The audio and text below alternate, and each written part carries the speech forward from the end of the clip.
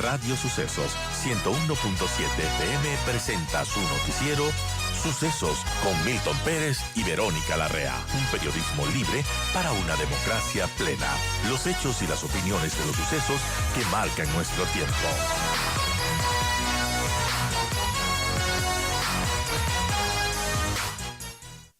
Muchas gracias, Delia. Saludamos a través de la vía virtual al economista Walter Spurrier, director de la publicación Análisis Semanal. Walter, muy buenos días. Gracias por atendernos. Tenemos en las últimas horas un problema de orden diplomático político con Rusia, pero que lamentablemente ha significado una suerte de retaliaciones, como lo han llamado algunos observadores económicos, que significan la suspensión de importaciones ecuatorianas de banano y de flores a Rusia. ¿Cuál sería la pérdida estimada de mantenerse este estado de cosas? Walter, bienvenido.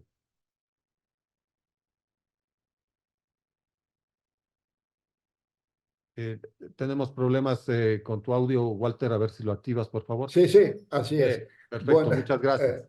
Gracias por tenerme. Sí, cuando escuché al presidente Noboa decir que estaban vendiendo chatarra, como chatarra, armamentos rusos a Estados Unidos, fue una enorme preocupación porque, digamos, esos armamentos, aunque están en mal estado, Estados Unidos los puede mandar a Ucrania. Ucrania es el tipo de armamentos que tiene y los puede reactivar o utilizar como piezas. Por lo visto, pues Rusia siente que el Ecuador ha tomado parte. ¿Hasta dónde llegan las sanciones rusas? Habrá que ver, porque están deteniendo las exportaciones de banano de 5 empresas.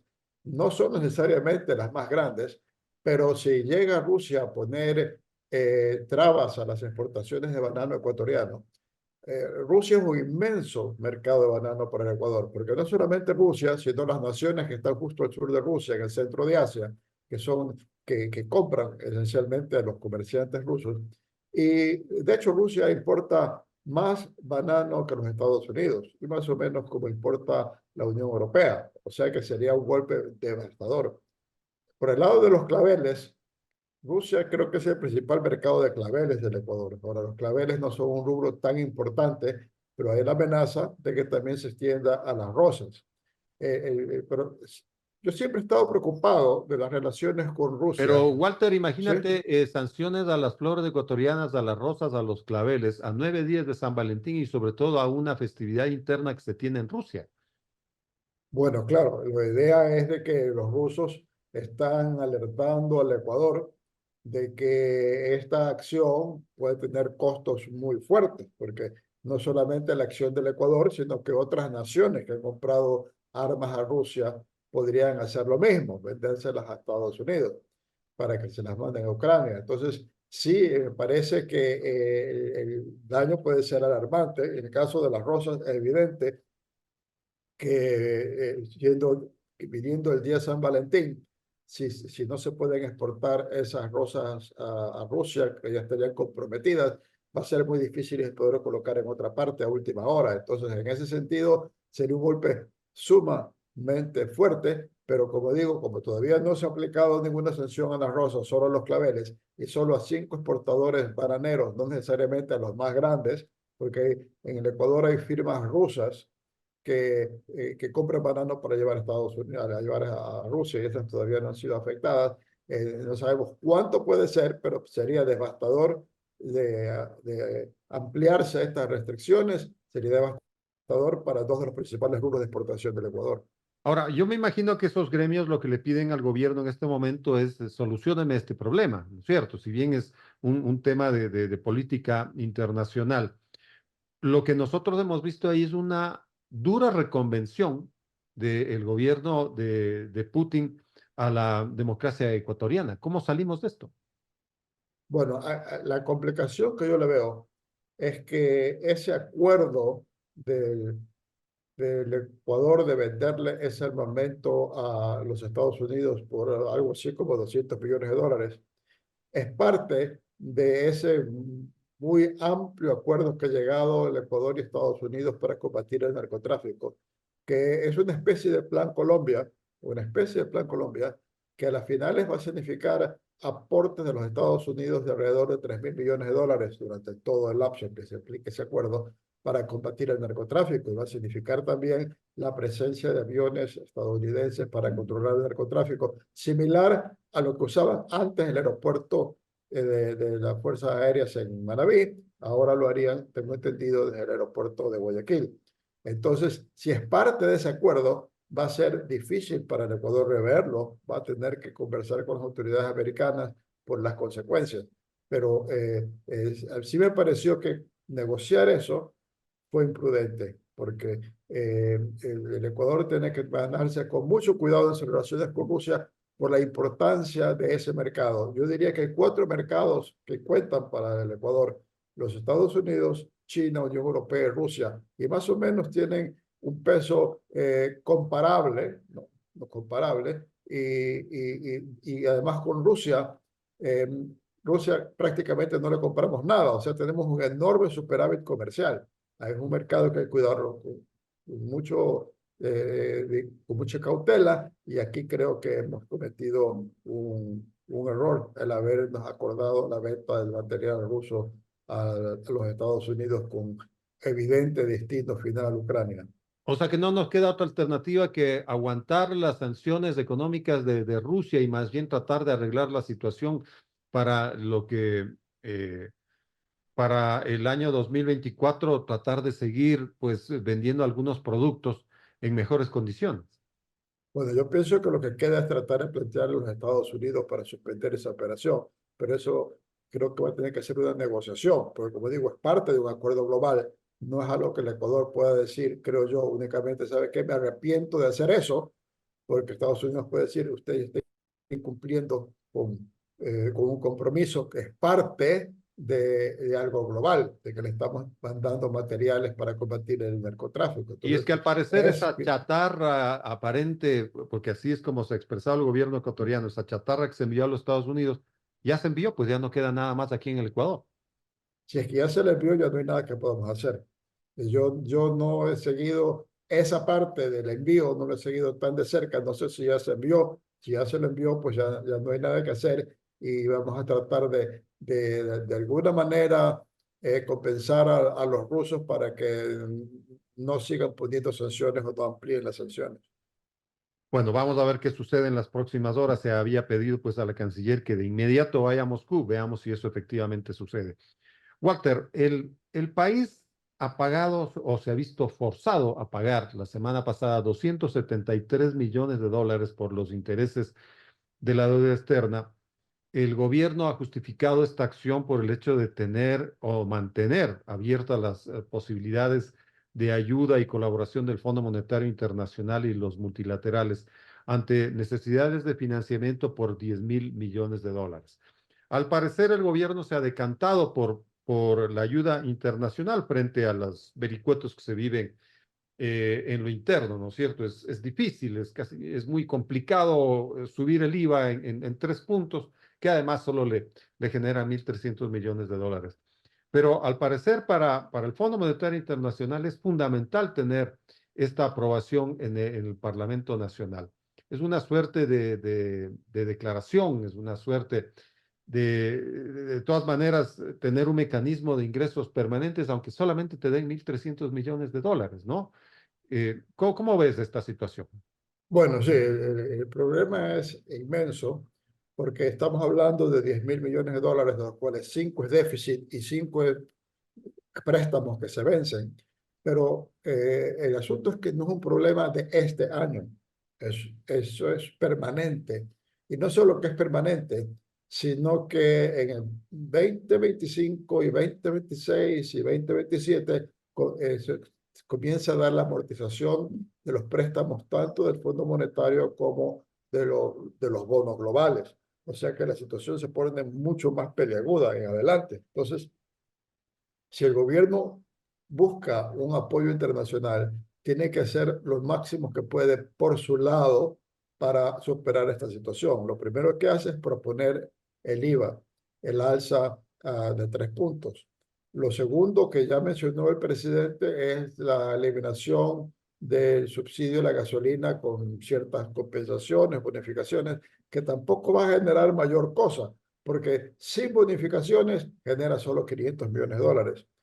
Pero después el gobierno va a tener que afrontar la subida del diésel automotor, que es el que son más de 1.300 millones de dólares de subsidio a los precios internacionales de hoy, que son relativamente bajos. Después va a tener que ver la posibilidad de aumentar el precio del gas, también con algún tipo de subsidio, esencialmente eliminar con algún tipo de compensación, quiere decir, esencialmente eliminar los subsidios a los combustibles y allí tratar de conseguir que esos nuevos fondos internacionales para que puedan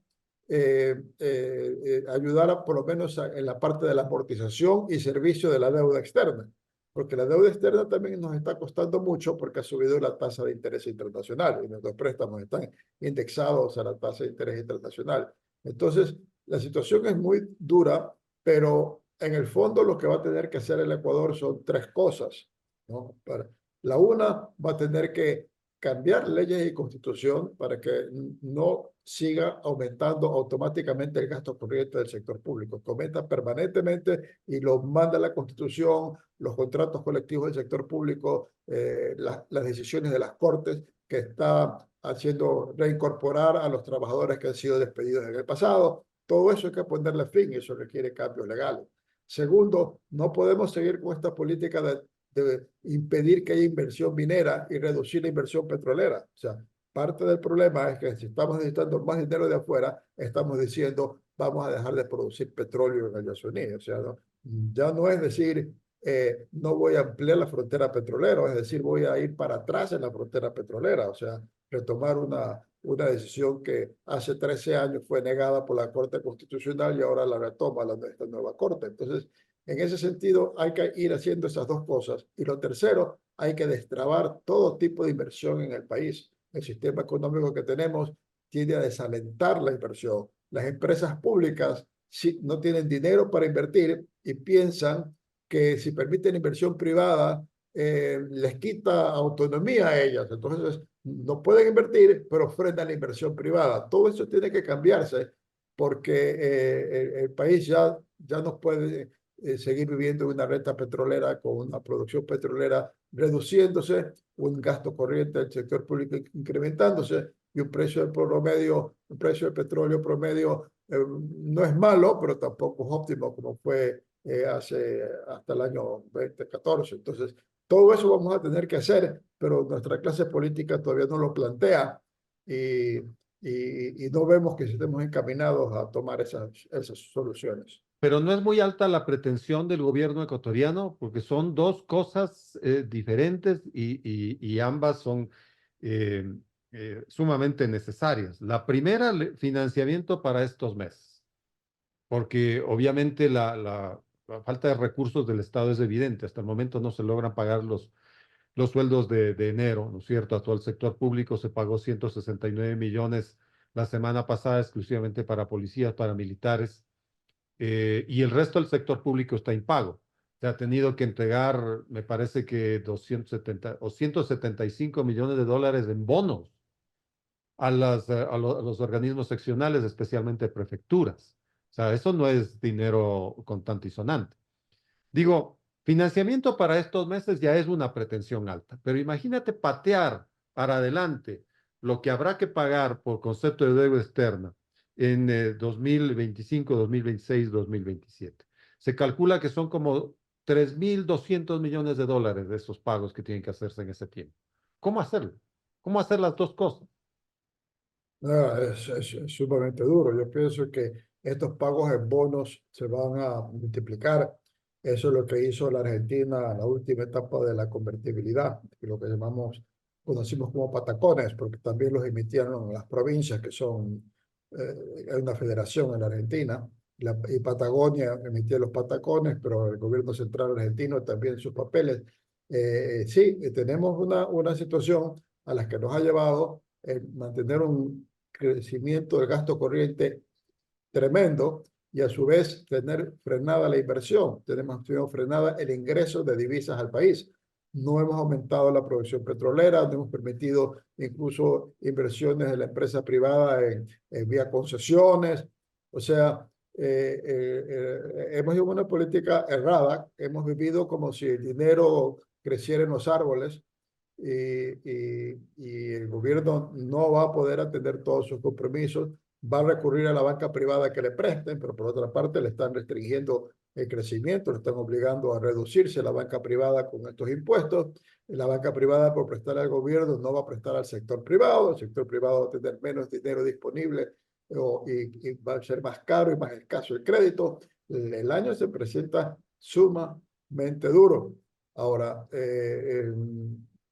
igual, por estar dolarizados, la situación no es tan grave como las crisis anteriores que tuvimos en el año 99, 90, digamos el año 1998, 1999, o el 82, 83, que tuvimos crisis muy fuertes, no, pero va por ahí y estas medidas que se van a hacer van a ayudar, pero se necesita que el Fondo Monetario, sentarse con el Fondo Monetario y diseñar un nuevo esquema de salida y el gobierno va a tener que buscar en la Asamblea apoyos para el paquete de medidas que destrabe la economía y le permita salir adelante. Pero Walter, te pregunto a ti que tienes una amplia experiencia en el tema, porque la semana pasada hubo honda discusión, dado que las autoridades del gobierno y algunos importantes sectores decían que si no se sube el IVA, aquí habrá un colapso de la dolarización.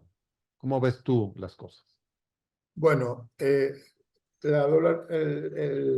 la dolarización no se cae así solita, como que dice la dolarización, es una regla que se autoajusta a la economía. Lo que sucede es que si no se sube el IVA y el gobierno pues no va a poder pagar cuentas y va a comenzar la economía a no tener dinero circulante, va a comenzar a frenarse el crecimiento de la economía y probablemente allí se le va a pedir al gobierno que salga de la dolarización para poder emitir y hacer que funcione la economía y pagar.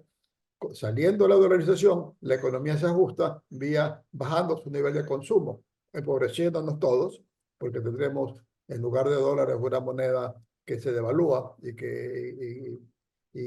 entonces nuestros salarios y honorarios comprarían menos.